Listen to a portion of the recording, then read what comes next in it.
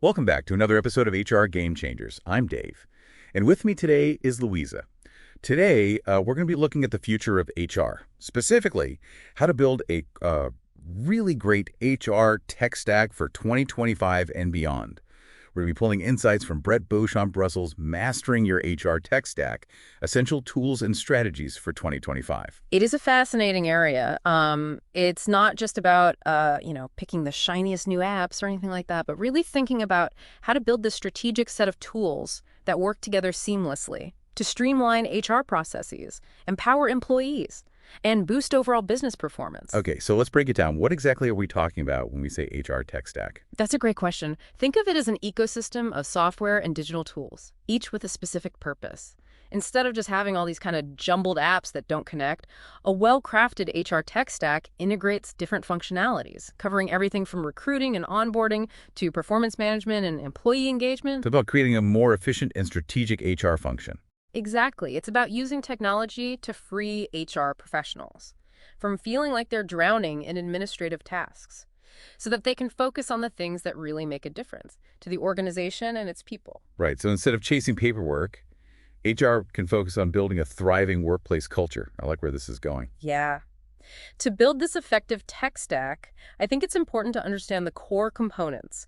These are the foundational elements that every HR tech stack should have. Okay, so where do we begin? What's the first building block? Well, it all starts with your HRIS, which is your Human Resources Information System. And this is really the central nervous system of your HR operations, connecting all the different parts and making sure everything's running smoothly. So this is where we're managing all the essential employee data, payroll, benefits, compliance, kind of the backbone of HR. Exactly.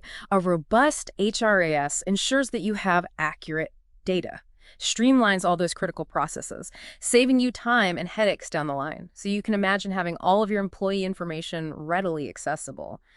Automated processes for things like onboarding and payroll, built-in compliance features. That sounds like a dream come true for any HR professional. So what's next on our core components list? Let's talk about recruiting.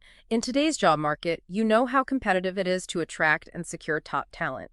And that's where an applicant tracking system, or ATS, comes in. Okay, an ATS. What does that do exactly? It's your secret weapon for managing the entire recruiting process, from posting job openings and screening applications to scheduling interviews and tracking candidate progress.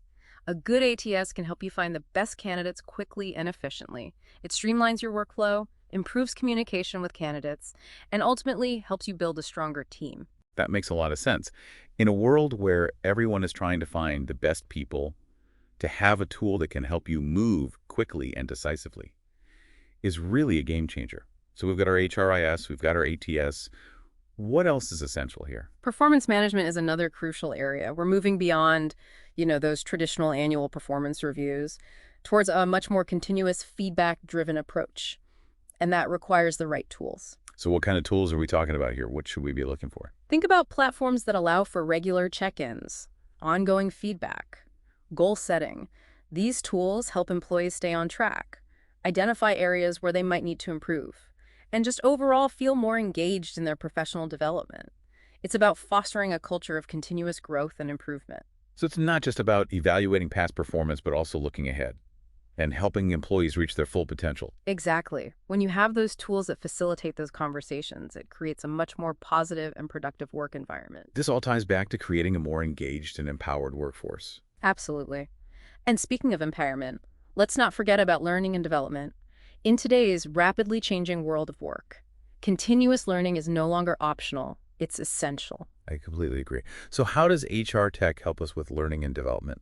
Through dedicated L&D platforms, of course. These platforms provide employees with access to a wide range of training materials. From online courses and videos to interactive simulations and personalized learning paths, they can track their progress, earn certifications, constantly upskilling or reskilling themselves to meet the evolving demands of the workplace. So that sounds incredibly valuable, especially in a world where skills can become outdated pretty quickly. Exactly. It's about investing in your people, giving them the resources they need to thrive. And finally, no HR tech stack would be complete without a focus on employee engagement. So why is employee engagement so crucial? And how can technology help us foster it? Well-engaged employees are happier, they're more productive, and more likely to stick around. And in today's competitive market, retaining top talent is a major priority. HR tech can help us build a culture of recognition and appreciation, gather employee feedback, and facilitate open communication. Can you give me some specific examples of tools that can help boost engagement? There are platforms that are designed for employee recognition and rewards, where colleagues can give each other shout-outs for a job well done. You also have pulse survey tools that allow you to get regular check-ins on employee sentiment, giving you valuable insight into what's working and what needs improvement. And then, of course, there are communication and collaboration platforms that break down silos and just create a more connected workplace. So we've covered the core components of a successful HR tech stack. I feel like there's a lot to consider, though. Where do we even begin when it comes to actually building our own? It can feel overwhelming for sure, but the key is to approach it strategically. There's no one-size-fits-all solution. Your HR tech stack should be tailored to your organization's unique needs and goals. So how do we figure out what our specific needs are? Where do we start? The first step is to conduct a really thorough needs assessment. What are your biggest HR pain points? What processes are inefficient or cumbersome? Where do you see opportunities for improvement? Maybe your onboarding process feels clunky, or you're struggling to keep up with compliance requirements. It's about pinpointing those areas where technology can make a real difference. Exactly. Once you've identified your needs, you can start exploring different tools and platforms that address those specific challenges. It's a bit like putting together a puzzle, finding the right pieces that fit together to create a cohesive whole. Okay, so we've got our needs assessment. We've started looking at different tools. What else is important to consider when building this tech stack? Integration is absolutely crucial. Your tools need to be able to communicate with each other, share data seamlessly, and avoid creating those data silos. Imagine the headache of manually transferring information between different systems, or dealing with conflicting data. That sounds like a recipe for frustration and wasted time. So how do we ensure smooth integration when we're looking at all these different platforms? Look for platforms that are designed to work together, or that offer APIs and integrations with other popular tools. Many vendors understand how important integration is, and offer solutions that connect seamlessly with your existing systems. So it's about choosing tools that can play nicely together. What about the people who are actually going to be using these tools day to day? That's really important. User experience is another critical factor. Your HR team and employees should find the tools intuitive, user-friendly, and enjoyable to use. If a tool is clunky or confusing, people simply won't use it effectively, no matter how powerful its features may be. It's like buying a fancy new gadget that's too complicated to operate. It just ends up gathering dust on the shelf. So user adoption is key. Precisely. Involve your HR team and employees in the selection process. Get their input on what features they find most valuable, what kind of interface they prefer. It's about making sure the technology serves the people, not the other way around. And we also need to think about the future. Absolutely. Scalability is essential. Choose tools that can grow with your organization. You don't want to invest in a platform that works great today, but can't handle your needs a year or two down the line. Look for vendors that have a proven track record of innovation and a roadmap for future development. So we're future-proofing our HR tech investments. Exactly.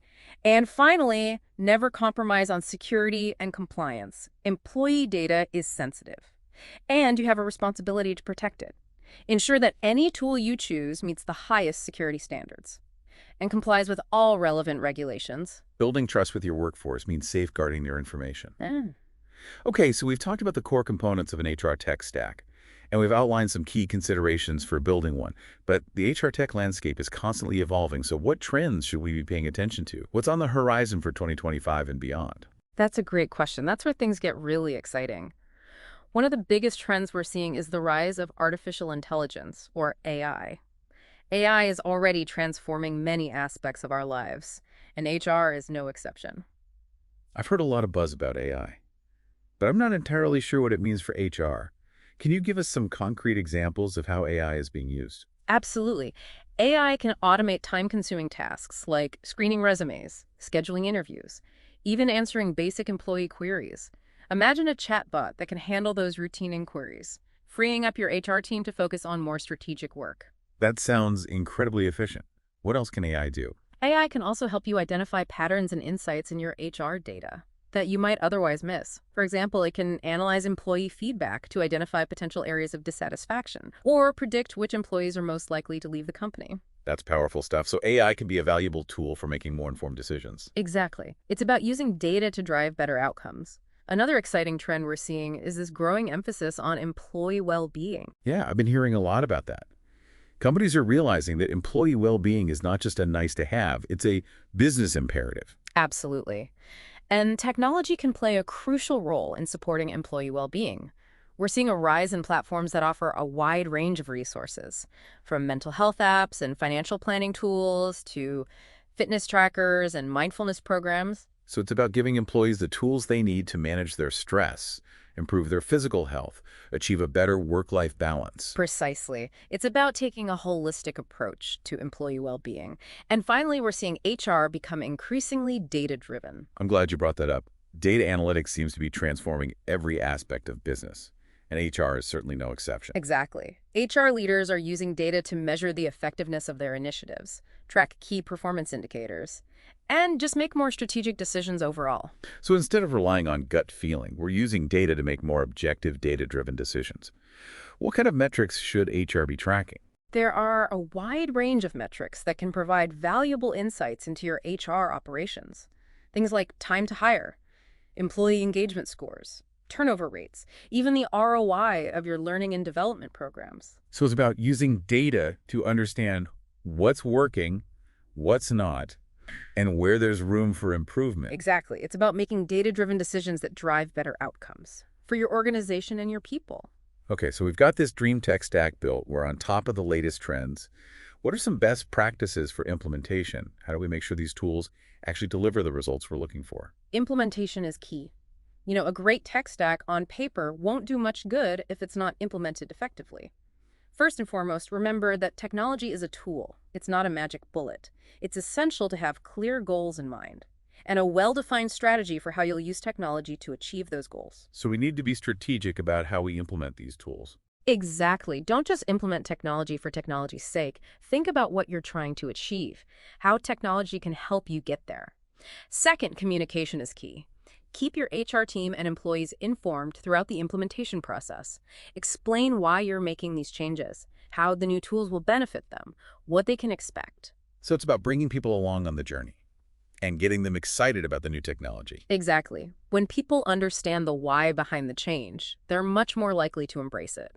Third, provide adequate training and support. Make sure your HR team and employees have the resources they need to learn how to use the new tools effectively. Offer training sessions, create user guides, establish a support system to help people troubleshoot any issues they encounter. We want people to feel confident and comfortable using the new technology. Exactly. The more comfortable people are with the tools, the more likely they are to use them effectively. And finally, remember that implementation is an ongoing process. It's not a one-time event. Continuously evaluate your tech stack, gather feedback from users, make adjustments as needed. So it's about staying flexible and adapting to changing needs. Exactly. The HR tech landscape is constantly evolving, so it's essential to stay informed about new trends, evaluate new tools, and be willing to make changes as your organization grows and its needs change. This has been incredibly insightful. Any final key takeaways for our listeners who are ready to embark on their own HR tech journey? I think the most important thing is to take a strategic approach. Don't just jump on the latest tech bandwagon. Carefully assess your needs, define your goals, and choose tools that align with your overall HR strategy. So it's about finding the right tools for the job, not just the shiniest or the most hyped up tools. Exactly. And remember that technology is only one piece of the puzzle. Building a truly successful HR function requires a combination of the right technology, the right people, and the right processes. It's about using technology to enhance and elevate the human element of HR, not replace it. Well said. It really is about finding that balance, Using technology to make HR more efficient and effective, but also freeing up HR professionals to focus on, those uniquely human aspects of the job, like building relationships, fostering a positive culture, and supporting employee growth and development. And for our listeners who are maybe just starting to think about building or upgrading their HR tech stack, what's the one piece of advice you'd give them? I would say don't be afraid to start small. You don't have to do everything at once. Identify your most pressing need. Find a tool that addresses that need. and implement it successfully. Then you can build from there, adding new tools and functionalities as your organization grows and its needs evolve. So a phased approach, starting with the essentials and gradually expanding your tech stack over time. Exactly. It's about making strategic decisions that are right for your organization and not feeling pressure to adopt every new trend or shiny new tool that comes along. This has been a fantastic deep dive into the world of HR tech. I'm feeling energized and ready to start building my own dream tech stack. Me too. It's an exciting time to be in HR, with technology opening up so many possibilities for innovation and positive change. Well, that's all the time we have for today. A huge thank you to Louisa for sharing her expertise with us. It was my pleasure, Dave. Always a great conversation. And to our listeners, thank you for joining us on another episode of HR Game Changers. We hope you found this deep dive into HR tech valuable. Until next time, keep changing the HR game. And remember that technology is only one piece of the puzzle. Building a truly successful HR function requires a combination of the right technology, the right people, and the right processes. Exactly. And it's about, making sure that all of those pieces are working together in harmony. It's about finding that sweet spot where technology enhances and elevates the human side of HR, rather than trying to replace it. Well said. It's about using technology to automate those routine tasks, but also freeing up HR professionals to focus on those more strategic and human-centered aspects of their work. Right. It's about empowering HR to be more strategic, more focused on people, more impactful. So for our listeners who are just starting to think about building or upgrading their HR tech stack, what's the one piece of advice you would give them? I would say, don't be afraid to start small. You don't have to do everything at once. It can be really overwhelming to try to overhaul your entire HR tech stack overnight. Right. Start small. Exactly. Identify your most pressing need. Maybe it's streamlining your recruiting process or improving employee onboarding. Find a tool that addresses that specific need, implement it successfully, and then you can build from there. So a phased approach. Yeah. Starting with the essentials and gradually expanding your tech stack over time as your organization grows. Exactly. And as your needs evolve, it's about making strategic decisions that are right for your organization and not feeling pressured to adopt every new trend or shiny new tool that comes along. This has been a fantastic deep dive into the world of HR tech. I'm feeling very energized and ready to start building my own dream tech stack. Me too. It's such an exciting time to be in HR, with technology opening up so many possibilities for innovation and positive change. Well, that's all the time we have for today. Huge thank you to Louisa for joining me and for sharing your incredible insights. It was my pleasure, Dave. Thanks for having me. And to our listeners, thank you for joining us on another episode of HR Game Changers. We hope you found this deep dive into HR tech valuable and that you're feeling inspired to build your own future-proof HR tech stack. Until next time, keep changing the HR game.